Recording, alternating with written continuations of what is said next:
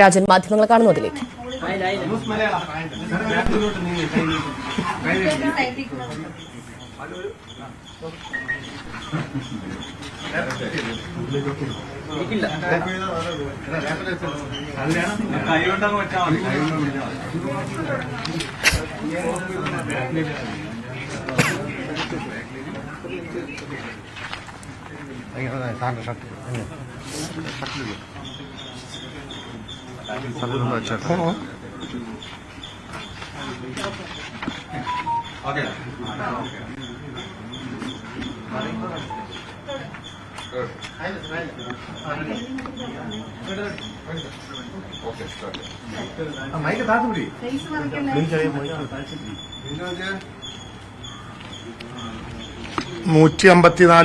ദിവസത്തിന് ശേഷം മേപ്പാടിയിലെ ചൂരൽമല ദുരന്തത്തിന്റെ 154 ദിവസം പിന്നിട്ടതിന് ശേഷം കേരള ഗവൺമെന്റ് ദുരന്തമുണ്ടായി ആദ്യത്തെ 10 ദിവസത്തിനുള്ളിൽ ആവശ്യപ്പെട്ട അഥവാ ദുരന്തമുണ്ടായി ആദ്യഘട്ടത്തിൽ ഓഗസ്റ്റ് 17 കേരളം കേന്ദ്ര ഗവൺമെന്റിന്റെ മുമ്പിൽ സമർപ്പിച്ച 3 ആവശ്യങ്ങളിൽ ഒന്ന് തത്വത്തിൽ അംഗീകരിച്ചുകൊണ്ട് തീരുമാനമെടുത്തു എന്നുള്ളതാണ് ഇന്ന് കാണുന്ന ഒരു പ്രധാനപ്പെട്ട കാര്യം.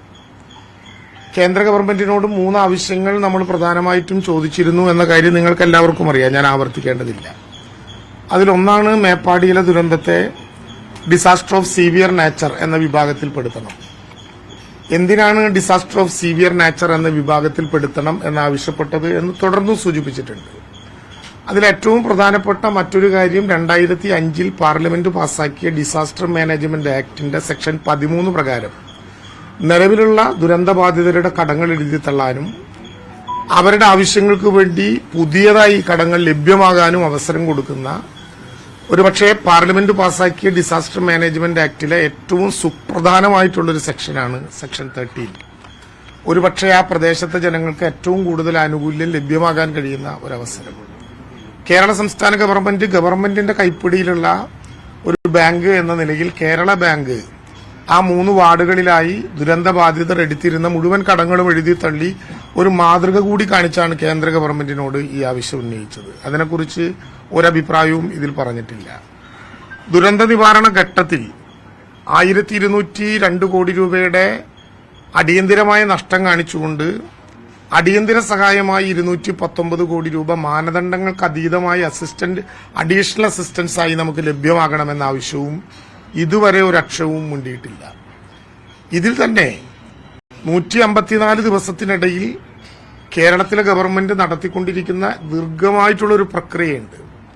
കേരളത്തിലെ ഗവൺമെന്റിനോടൊപ്പം സുമോമോട്ടോ ഇത് കേസെടുത്ത ഡിവിഷൻ ബെഞ്ചും ഇക്കാര്യത്തിൽ നടത്തിയിട്ടുള്ള വളരെ പ്രധാനപ്പെട്ട ഒരുപാട് അഭിപ്രായ പ്രകടനങ്ങളുണ്ട്. ഇതെല്ലാ സമ്മർദ്ദങ്ങളും നടത്തിയിട്ടും വളരെ ബോധപൂർവം ആ ഘട്ടങ്ങളിലൊന്നും ഗവൺമെന്റിന് വളരെ പെട്ടെന്ന് തീരുമാനിക്കാവുന്ന ഒരു കാര്യത്തിൽ തീരുമാനമെടുത്തില്ല എന്നാണ് നമുക്ക് മനസ്സിലാക്കാൻ വേണ്ടി കഴിയേണ്ടത്. ഇനി ഇതോടൊപ്പം തന്നെ പലരും തെറ്റായി പറയുന്നത് പോലെ നമ്മുടെ ഉന്നതരായിട്ടുള്ള ചില ആളുകൾ പോലും തെറ്റിദ്ധരിച്ചതുപോലെ ആദ്യത്തെ നമ്മുടെ മെമ്മോറാണ്ടം നഷ്ടങ്ങളെക്കുറിച്ച് സൂചിപ്പിച്ച് കൊടുത്തിട്ടുണ്ടായിരുന്നു. രണ്ടാമത്തത് നമുക്ക് ഒരു പുതിയ വിൻഡോ ഓപ്പൺ ചെയ്തതിന്റെ അടിസ്ഥാനത്തിൽ PDNA നവംബർ 13 നമ്മൾ സമർപ്പിച്ചിട്ടുണ്ടായിരുന്നു. ഇനി PDNA പ്രകാരം നേരത്തെ നമ്മൾ പറഞ്ഞതുപോലെ NDRFന്റെ ദുരന്ത നിവാരണ നിധിയുടെ ഒരു പുതിയ സ്കീമായിട്ടുള്ള റിക്കവറി ആൻഡ് റീകൺസ്ട്രക്ഷൻ വിൻഡോയിൽ നമ്മൾ കൊടുത്തതാണ് PDNA, post disaster need assessment. അത് നിങ്ങൾക്ക് എല്ലാവർക്കും അറിയാവുന്നതുപോലെ 2221 കോടി രൂപയുടെ പുനർനിർമ്മാണ പ്രക്രിയയെക്കുറിച്ച് പറഞ്ഞതാണ്. അതും നവംബർ 13 കേന്ദ്ര ഗവൺമെന്റിന്റെ മുമ്പാകെ കേരളം സമർപ്പിച്ചു. എന്താണ് ഇതിനെല്ലാം ഇത്ര കാലതാമസം ഉണ്ടാകുന്നത് എന്നാണ് നമുക്കിതുവരെ മനസ്സിലാകാത്ത ഒരു പ്രധാനപ്പെട്ട കാര്യം. ദുരന്തമുണ്ടായി 1 മാസത്തിനുള്ളിൽ തന്നെ കേരളത്തിന്റെ ആവശ്യം ഞങ്ങൾക്ക് മനസ്സിലാക്കാൻ കഴിയുന്നത് കേരളം സന്ദർശിച്ച ഇന്റർ മിനിസ്റ്റീരിയൽ സെൻട്രൽ ടീം അംഗീകരിച്ചു എന്നുള്ളതാണ്. IMCT ഓഗസ്റ്റ് 9-10 തീയതികളിൽ കേരളത്തിൽ പങ്കെടുത്ത് കേരളത്തിലെ അവരുടെ പരിശോധന പൂർണ്ണമായും പൂർത്തീകരിച്ചതാണ്. എന്തിനാണ് IMCT വരുന്നത്? എല്ലാ ദുരന്തത്തിനും IMCT വരില്ല. കേന്ദ്ര ഗവൺമെന്റിന്റെ ഭാഗമായിട്ടുള്ള ഇന്റർ മിനിസ്റ്റീരിയൽ സെൻട്രൽ ടീം വരുന്നത് ഈ ദുരന്തത്തിന്റെ പരിഗണന ഏത് എന്നറിയാൻ വേണ്ടിയിട്ടാണ്. അത് 154 ദിവസം കഴിഞ്ഞിട്ടാണോ കേരളത്തെ അറിയിക്കേണ്ടത്? അല്ലെങ്കിൽ ഏത് സംസ്ഥാനത്തെയും അറിയിക്കേണ്ടത്?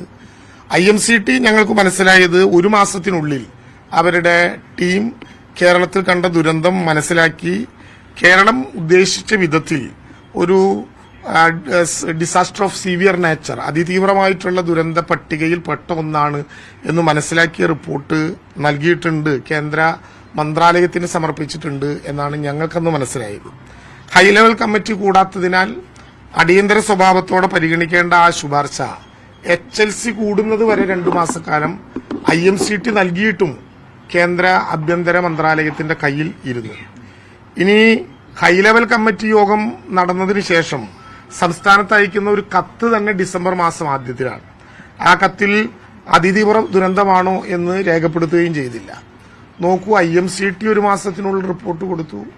ആ റിപ്പോർട്ട് 2 മാസക്കാലം ആഭ്യന്തര മന്ത്രാലയത്തിന്റെ കസ്റ്റഡിയിലിരുന്നു. അതിനുശേഷം HLC കൂടാനുള്ള മഹാനുഭാവത്വം ഗവൺമെന്റിനുണ്ടായി. എന്നാൽ അത് കൂടിയാൽ അതിന്റെ അടിസ്ഥാനത്തിൽ ഇങ്ങനെ ഒരു തീരുമാനം എടുത്തിട്ടുണ്ടോ എന്നറിയിക്കണ്ടേ? ഇപ്പൊ ഇന്നലെയാണ് നമ്മൾ 28-ാം തീയതി വീണ്ടും കൊടുത്ത കത്തിന്റെ അടിസ്ഥാനത്തിൽ ഞങ്ങളിതാ സീവിയർ നേച്ചറായി പെടുത്തിയിട്ടുണ്ട് എന്ന് 5 മാസത്തിന് ശേഷം തുടർച്ചയായി കേരളം നടത്തിയിട്ടുള്ള ഒരു ആവശ്യം അംഗീകരിക്കാൻ ഉള്ള സ്ഥിതി ഉണ്ടായത്. നമുക്ക് ഇതൊരു 2 മാസത്തിനുള്ളിലായിരുന്നെങ്കിൽ കുറച്ചുകൂടി ഗുണമുണ്ടായേനെ. IMCTയുടെ സംഘം ഓഗസ്റ്റ് 9, 10, 11 തീയതികളിൽ പരിശോധന പൂർത്തിയാക്കി തിരിച്ചുപോയി. ഓഗസ്റ്റ് 17-ാം തീയതി കേരളം അതിന്റെ നഷ്ടത്തെ സംബന്ധിച്ച് ആദ്യ മെമ്മോറാണ്ടം കൊടുത്ത് ആ ഘട്ടത്തിൽ ഇക്കാര്യങ്ങളെല്ലാം പ്രത്യേകം വിശദീകരിച്ച് ആഗസ്റ്റ് മാസത്തിൽ തന്നെ ബഹുമാനപ്പെട്ട മുഖ്യമന്ത്രി ഇന്ത്യയുടെ പ്രധാനമന്ത്രിയെ വീണ്ടും കണ്ട് അങ്ങ് ചൂരൽമലയിൽ സന്ദർശിച്ച വേളയിൽ ആവശ്യപ്പെട്ട മെമ്മോറാണ്ടം ഞങ്ങൾ കൊടുത്തിട്ടുണ്ടെന്നും അതിന്റെ ഒരു കത്തുകൂടി ഇതാ എന്നും പറഞ്ഞുകൊണ്ട് സമർപ്പിച്ച ഘട്ടത്തിൽ ഏറ്റവും ചുരുങ്ങിയത് 2 മാസം എടുത്തോട്ടെ, 2 മാസത്തിനുള്ളിലെങ്കിലും അറിയിപ്പ് ലഭിച്ചിരുന്നെങ്കിൽ നമുക്ക് കുറച്ചുകൂടി ഗുണമായേനെ. UN സ്ഥാപനങ്ങൾ, NGOകൾ അവരുടെ കയ്യിൽ നിന്നുള്ള അധിക സാമൂഹിക സഹായം നമുക്ക് കിട്ടാൻ ഉപയുക്തമായേനെ. പക്ഷേ ഇപ്പൊ 5 മാസക്കാലം കഴിഞ്ഞു. ഇനിയും നമ്മൾ അതിന്റെ പരിശ്രമം തുടരും. പക്ഷെ 5 മാസക്കാലത്തിനിടയിൽ രാജ്യത്തെ പലയിടങ്ങളിലും പല വിധത്തിലുള്ള ദുരന്തങ്ങളുണ്ടായി. അവരൊക്കെ ഈ ആവശ്യവുമായി സ്വാഭാവികമായിട്ടും അത്തരം ഏജൻസികളെ സമീപിക്കും. ഉണ്ടായി ഉടനെ തന്നെ കിട്ടിയിരുന്നെങ്കിൽ നമ്മളാകുമായിരുന്നേനെ ആദ്യം ഇക്കാര്യം കാണിച്ചുകൊണ്ട് ഈ പ്രശ്നങ്ങൾ ഉന്നയിക്കുക. കേരളത്തിന് ചില ആശയങ്ങൾ ഇനിയും ഉണ്ട്. ഡിസാസ്റ്റർ ഓഫ് സീവിയർ നേച്ചറായി പ്രഖ്യാപിക്കപ്പെട്ട സാഹചര്യത്തിൽ ഗവൺമെന്റിൽ നിന്ന് ലഭിക്കുന്ന, കേന്ദ്ര ഗവൺമെന്റിൽ നിന്ന് ലഭിക്കുന്ന ഫ്ലക്സി ഫണ്ടുകളുണ്ട്. അതായത് കേന്ദ്ര സഹായത്തോടെ നടപ്പിലാക്കുന്ന വിവിധ പദ്ധതികളുടെ 25% ദുരന്ത നിവാരണത്തിന് വിനിയോഗിക്കാനുള്ള സാധ്യതയെക്കുറിച്ച് പരിശോധിക്കുകയും കേന്ദ്ര ഗവൺമെന്റിനോട് അക്കാര്യം പറയുകയും ചെയ്യും. Scheme for special assistant to the state capital investment, ഇക്കാര്യത്തിൽ കേരളത്തിന് ലഭിക്കുന്ന തുകയുടെ 50% ദുരന്ത മേഖലയിലെ പുനർനിർമ്മാണത്തിന് വേണമെങ്കിൽ ഇക്കാര്യത്തിൽ ഒരു കനിവ് കാണിച്ചാൽ ഇടപെടാൻ വേണ്ടി കഴിയും. അതുപോലെ തന്നെ രാജ്യത്തെ MP-മാരോട് ഇവിടുത്തെ പുനർനിർമ്മാണ പ്രക്രിയയിൽ അവരുടെ സഹായങ്ങൾ ലഭ്യമാകണം എന്നാവശ്യപ്പെടാൻ കഴിയും. ഇക്കാര്യങ്ങളിലൊക്കെ 5 മാസത്തിന് ശേഷമാണ് നമുക്ക് ഇത്തരത്തിലുള്ള ഒരു കത്ത് ഔപചാരികമായി കേന്ദ്ര ഗവൺമെന്റിന്റെ കയ്യിൽ നിന്ന് 154 ദിവസം പിന്നിടുന്ന ഘട്ടത്തിലാണ് കിട്ടിയതെങ്കിലും അതുമായി ബന്ധപ്പെട്ട പ്രവർത്തനങ്ങളുമായി ഗവൺമെന്റ് മുന്നോട്ട് പോകും.